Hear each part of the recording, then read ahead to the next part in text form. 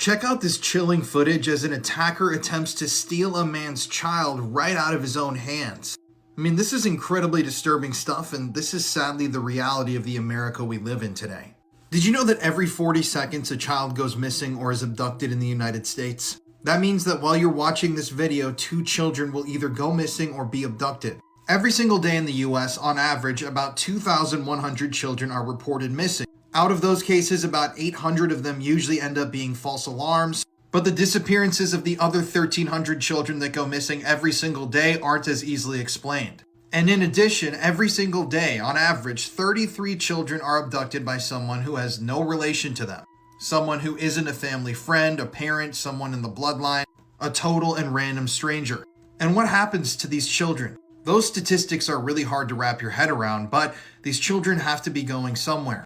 And sadly, oftentimes, children vanish. In the United States alone, every single year, 800,000 different children are reported missing to authorities. And on average, about 4,600 of those children that go missing every single year are abducted by someone who has no relation to them. Sadly, oftentimes these children end up in the sex trafficking world, or they end up dead. We have a massive problem here in America, and it's a problem that politicians do not want to talk about. And these statistics, to me, are just incredibly, deeply disturbing. This elementary school principal was just arrested for hosting an alcohol-fueled party with 100 students. On Sunday, January 19th, police were called to a home in Cocoa Beach, Florida, where a large party was being hosted. The owner of the home and the host of the party was 47-year-old Elizabeth Hill Brodigan, right here, who is the principal of a local elementary school.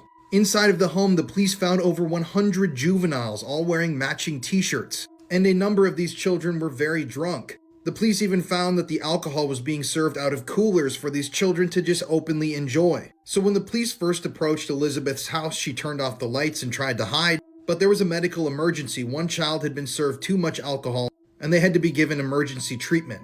When the police entered the residence, they also found another woman in there, 45-year-old Carly Anderson, who was also a teacher at the same elementary school, and they said that she was highly intoxicated. Now, I really have no idea what the hell was happening here. I don't know how you possibly get 100 students into your house. I don't know why she wanted these students to drink. I don't know what the other teacher was doing there or what other teachers or adults had been there before the police arrived. But this story, especially since the woman was an elementary school principal, is incredibly disturbing. Interestingly, when you search Elizabeth's name, the old page from the school district pops up, Meet the Principal. But when you click on the link, you're met with an error. I'll keep you guys updated on what happens here, but I'm sure the next revelations are going to be very disturbing. She escapes with a second to spare. Hey, yo, The drama unfolded at 2 a.m. when the woman arrived home from a long day at work. She says she noticed the stranger lurking outside her building. So the 50-year-old woman who was seen in that video has to this day still remained unidentified. And on September 23, 2021, she was returning home when this man suddenly decided to charge at her. The woman later claimed that she had seen the man and a friend hanging out acting sketchy at the base of her apartments, and that if she hadn't have locked her door the same way that she did and gotten in the nick of time, she still doesn't know what could have happened. I mean, this video is honestly horrifying. I can't imagine someone chasing me to my apartment door and barely being able to lock the door in time to keep them outside. Who knows what this person would have done if they had gotten into the apartment with this woman? It's really frightening. So police at first had no idea who this guy was, but they eventually identified him as 42-year-old Orisha Lucky. And he had 37 prior arrests on his record before that night. 37 different arrests. So after Orisha was arrested, he was charged with attempted burglary, harassment, and criminal trespassing. But it's still, that video is just so frightening, and it really is scary to think of what could have happened if she didn't get the door closed and locked just in time. Her throat was slit. She was able to wrestle away, getting even more cuts in the process. Stitches at the hospital and a trauma the 7-year-old little girl hasn't even processed yet. A guy came up to me. He was like that, and then he... On October 8th, 2024, 73-year-old Detroit native Gary Lansky attacked this 7-year-old girl in a public park. On that day, the 7-year-old was playing at the park and Gary approached her with a knife.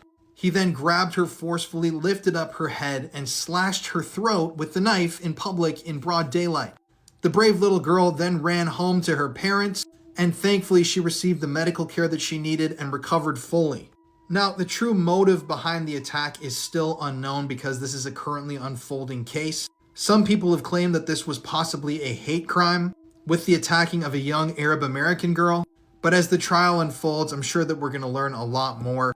I just cannot believe that this is the world that we live in, where a 73-year-old man who's lived a full life, he's 73 years old, decides one day that he's going to randomly walk up to a young girl, a child, and slash her throat with a knife in public.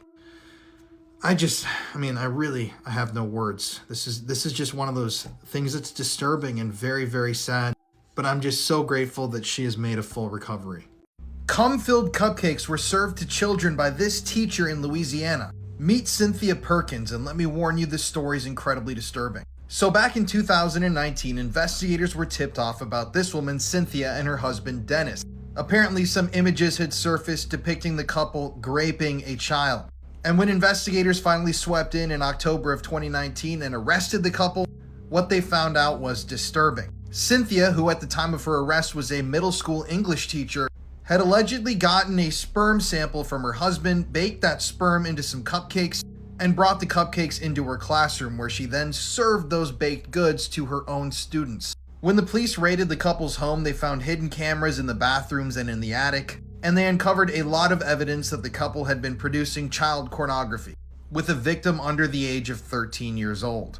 Cynthia at first was unrepentant and tried to pin this all on her husband, but shortly after they were arrested, she divorced her husband and admitted that she had, yes, taken part in this entire thing, and just last year she was sentenced to over 40 years of prison time. Now, her husband Dennis was actually a sheriff's deputy, and in a completely unrelated case, another woman was found guilty of helping Dennis grape, a woman who was completely unconscious. And yes, they filmed the attack. So these two were serial predators and offenders. And this story just goes to show that these people don't look evil. Predators come in all shapes and sizes, even teachers and cops. He filmed children using the restroom and got off to it. This is 38-year-old Siu Sit. So this Sit guy worked at a high school in California, specifically the Beckman High School. And when he was working as a teacher, Siu hatched a plan. He decided that he was going to go into the bathrooms in the school, set up hidden cameras, and record all of the children as they used the restroom throughout the day. So that's exactly what he did. Starting in at least February of 2020, he went through those bathrooms and installed cameras. And from 2020 to 2023, he viewed and downloaded hundreds of photos and videos that he had captured with those hidden cameras, showing adults working at the school using the restroom, teenagers, and even children under the age of 12 years old. He was also the high school robotics team coach, and while the robotics team was traveling and competing in Texas, he even put a hidden camera in the bathroom of their hotel room and recorded his students in there. Now, eventually authorities discovered the cameras, got a search warrant, but what they found in the man's house was incredibly disturbing. On Siu's devices, they discovered dozens of images and videos depicting graphic CSAM. They also found a hard drive that he owned that contained 22 photographs and one video depicting hardcore CP, with several showing the abuse of a toddler. They also found another hard drive with 150 more images and 4 more videos showing CSAM. Now, he was eventually arrested, but he was only sentenced to 17 years in prison. That means that one day, this guy will be free to live his life amongst the general public.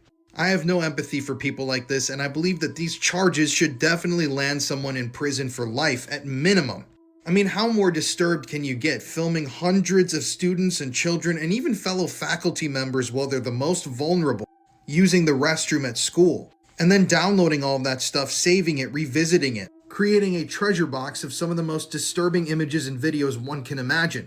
And after all of this, after victimizing hundreds of individuals, he's only given 17 years in prison. I don't know about you, but this really pisses me off.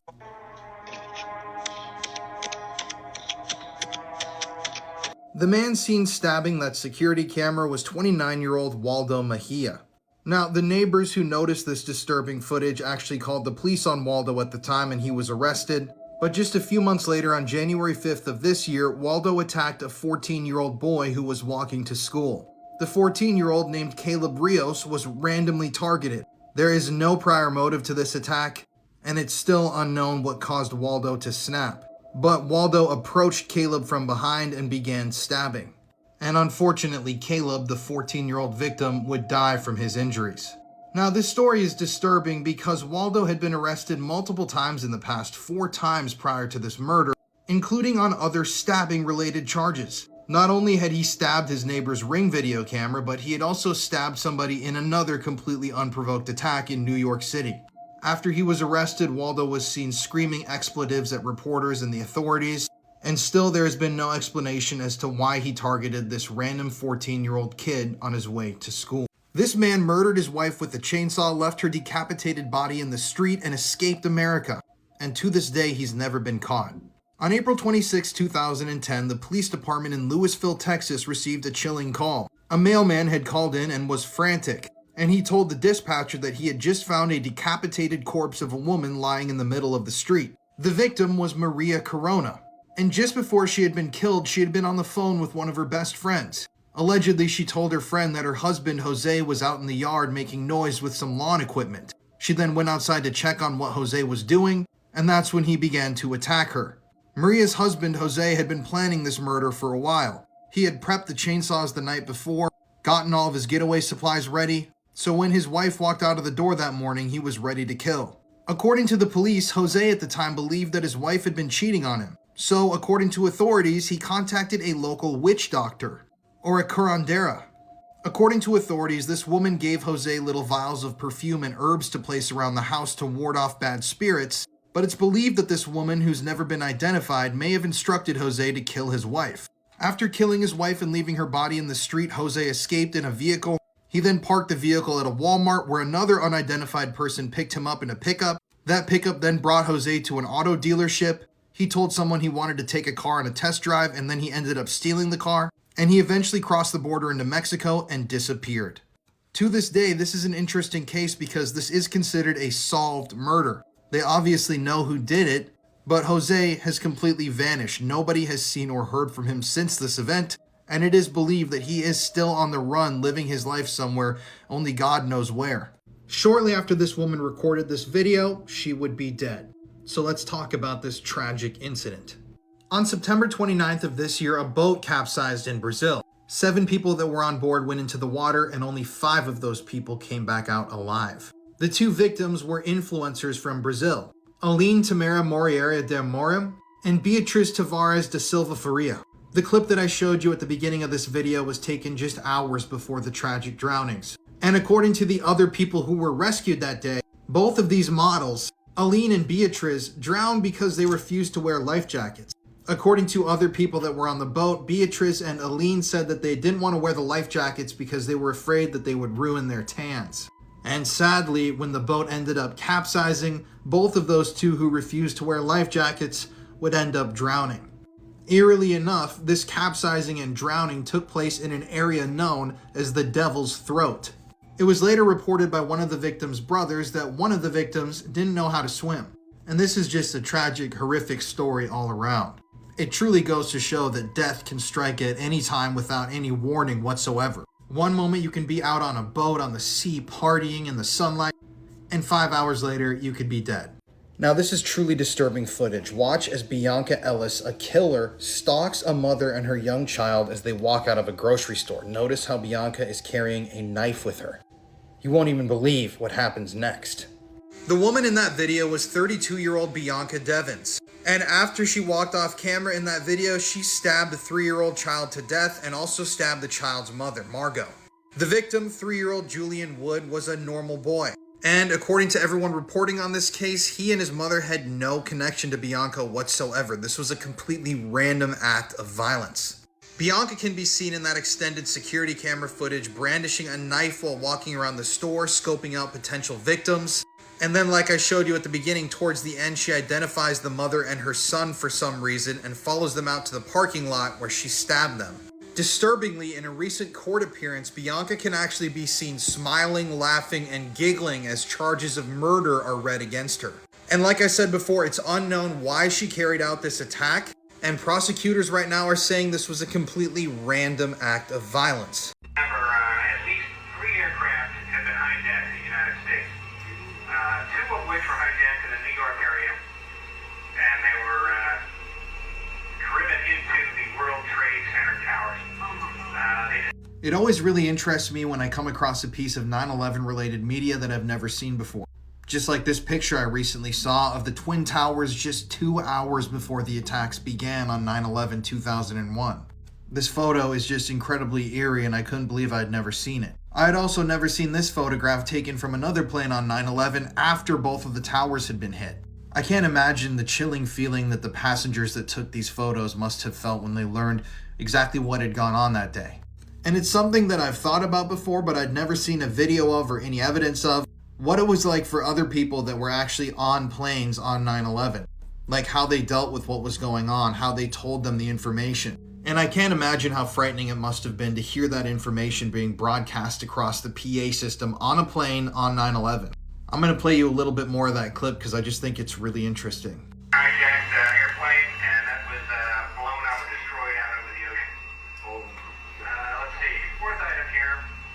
The Pentagon was attacked with a helicopter loaded with explosives, and there's no damage estimates right now. Also, we've had other reports of the White House being attacked, and currently they're reporting that they're reporting now that there's smoke coming out of the White House, but no further details. Spoonfuls of cum were force-fed to students by this elementary school teacher in California. This is Mark Burnt, one of the most disturbed pedophiles in American history. So for more than 30 years before he was arrested, Mark taught at the Miramonte Elementary School in Los Angeles County. Yes, this is a photo of him with a student.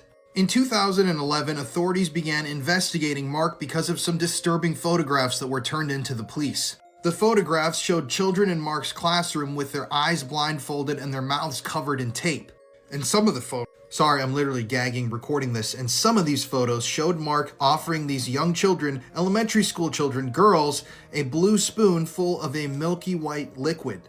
Investigators believe that this was Mark's own discharge. And they eventually found a spoon that matched the spoon in the photos in Mark's trash. It tested positive for semen, and when they did further investigation, it tested positive for Mark's DNA. Some of the photos recovered showed Mark holding children in his arms, putting his hands over their mouths, and in some of the photos, Mark had actually placed Madagascar cockroaches on top of these children on their faces and then photographed them. This whole investigation started when a local photo processing facility saw the photographs that Mark had turned in to be developed, and then turned those over to the police. He was eventually charged with abusing almost 24 children from ages 6 to 10 years old, both boys and girls, and afterwards he was sentenced to 117 years in prison, meaning he will die in custody. Now these stories are just all too common in America, and I really don't know what we can do to combat this problem. And every time I cover one of these stories, I lose a little more hope and faith in humanity. Just a few hours after this video was recorded, the young girl pictured in the video would be dead. So this story is incredibly tragic and happened in March of 2024. This is Manvi, a girl from the Punjab region in India. In March of this year, Manvi was celebrating her 10th birthday, and her family pre-ordered a cake from a local place called Cake Kanha.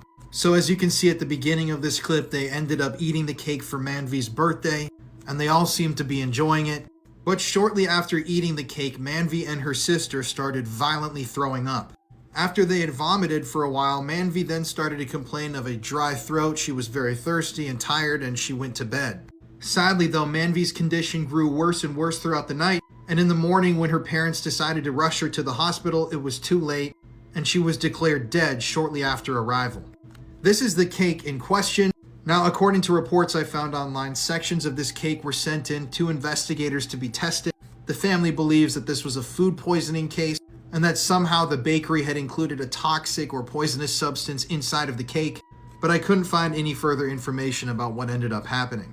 But it's clear with Manvi and her sister growing violently ill, the entire family got ill after consuming this cake, that it was related to this baked good. Big seas, very scary, and it left me feeling very vulnerable. I'm in a kayak, I'm in the middle of nowhere, I'd rather be at home. The man you just saw in that video was Andrew McAuley. Before he disappeared, Andrew was a pretty well-known mountaineer and kayaker. In his life, Andrew fell in love with the sport of kayaking, and he became very well known in the sea kayaking community because he would set off solo on his small kayak and travel great distances across the ocean. But his biggest goal in life and challenge was to cross the Tasman Sea. Andrew made his first attempt to cross the Tasman Sea in December of 2006, but he called it off after one night when he discovered that he was having trouble staying warm while sleeping in the kayak overnight. But on January 11th, 2007, he wanted to try again. But it was during this voyage that he would vanish into thin air. So he set off on January 11th, but on February 9th, Andrew sent out a distress call. In this call, he said, "Do you copy? This is Kayak 1. Do you copy? Over. I've got an emergency situation. I'm in a kayak about 30 kilometers from Milford Sound. I need a rescue. My kayak's sinking, fell off into the sea, and I'm going down." It's really eerie because if you search Andrew's name, a couple of blog posts pop up that people made in the days after he was declared missing, with headlines that read along the lines of, "Let's hope he is all right." Andrew's partly flooded kayak was discovered on February 10th floating in the sea, but Andrew was never found. Eerily, his camera was still left in the kayak, along with the memory stick that chronicled his journey up until the time that he went missing. That's what the recordings from the beginning of this TikTok were taken from. To this day, nobody knows exactly what happened to Andrew. There are theories about killer waves that came out of nowhere, but his body's never been recovered, and no trace of him, no bones, no clothing has ever been found. You're not the victim in this offense. The victim of this offense is the child. That's where I'm confused. That's what we are talking. The man you just saw in that video was Joshua A. Richardson. He's from Connecticut, and he was convicted of molesting his own nephew. So Joshua frequently looked after his 9-year-old nephew and his sister, and at one point the 9-year-old began to tell his mother that Uncle Josh had touched him in his private areas. Now, as it turns out, this boy's mother had gone to the police in the past, years prior, to allege the same things, that this guy had been touching her own son. Now, I don't know why the mother kept having him watch over her son. That's a whole different thing to discuss. But Josh was eventually arrested, tried for these crimes, found guilty. But as you can see in that sickening interrogation footage, he puts all the blame on the young child. If you watch the full clip, it's incredibly disturbing. He states he was confused. The young boy was sending him mixed signals. Now, let's keep in mind, this child was 9 years old. In my opinion, someone like this should be locked up and the key should be thrown away. They should never be out of prison. But as we all know with the American justice system, I'm sure that this guy will be out in a year or two back in his community, able to target, once again, whoever he wants to. That video was taken moments after this woman in the video allegedly discovered a truck full of children's corpses. So according to the story, this woman worked as a truck inspector in Mexico. And one day while she was performing her duties, a truck driver pulled in. She noticed he was acting tense and visibly nervous. And when she approached the truck, she noticed the back door was open. And when she inspected the interior of the truck, she was disturbed. She claims she saw hundreds of children's bodies, all stacked on top of each other in a massive pile. She claimed that there was blood soaked into the floor, and she even saw garbage bags lying around the sides filled with children's limbs, arms, legs, and even heads. She then stumbled to the side, started telling people what she had seen, and thus this infamous video clip was born. Now, this was first posted on Facebook back in 2019, but curiously, there's been no update on what happened here. In fact, just trying to find any information about this video or incident is nearly impossible on the internet. You can see here I tried my hardest to find info and it just wouldn't pull anything up.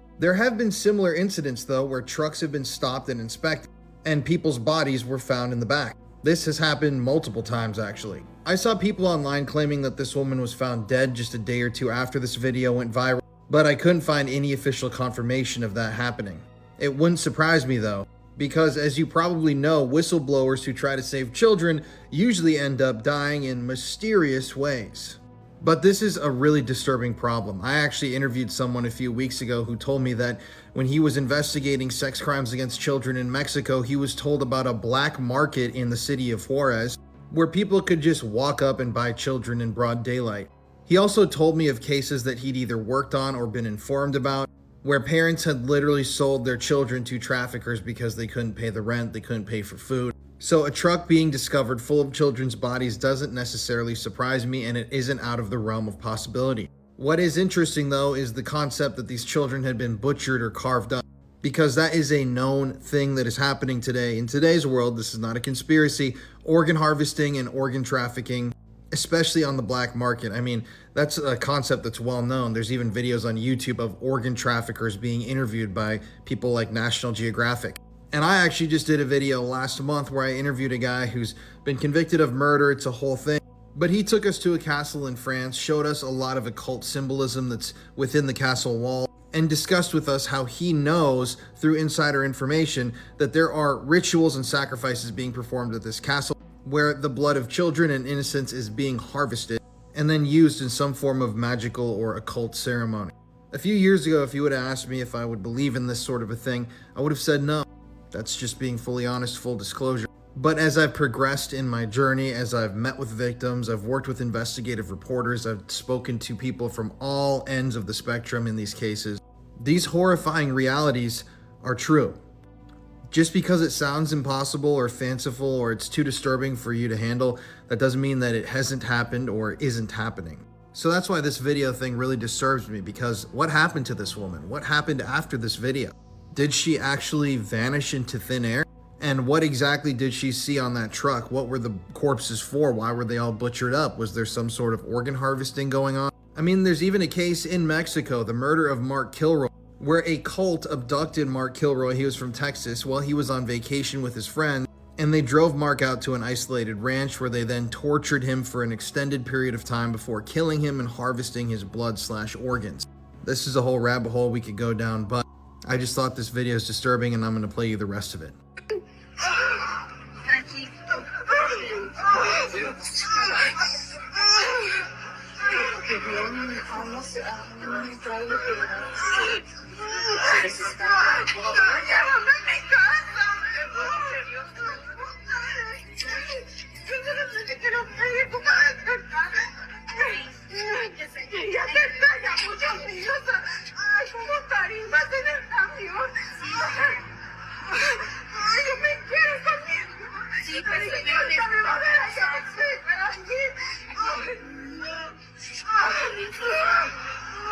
Tranquila, por favor.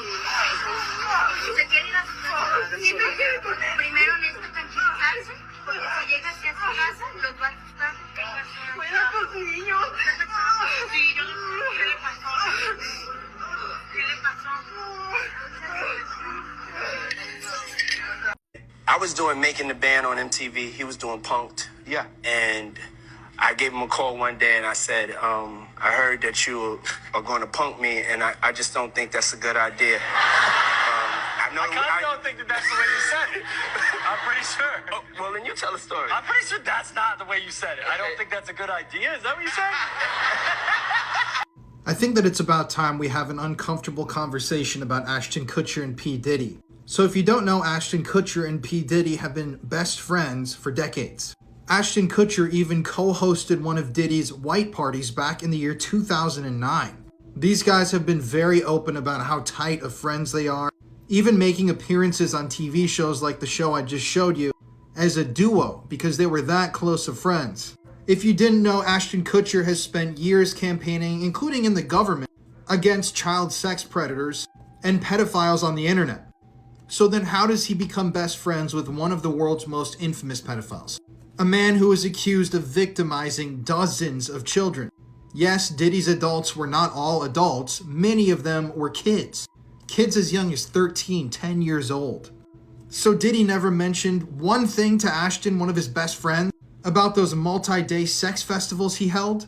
According to his public persona and actions, this guy should be this guy's worst enemy. These pictures are like Superman hugging a pile of kryptonite. And yet, all you hear is silence. Silence from Ashton Kutcher, silence from Ashton Kutcher's campaign. You're really going to tell me that this guy never mentioned one thing to this guy? Not even when they hosted a white party, which are notorious events in this story? I mean, it's incredibly bizarre and it does not sit right with me.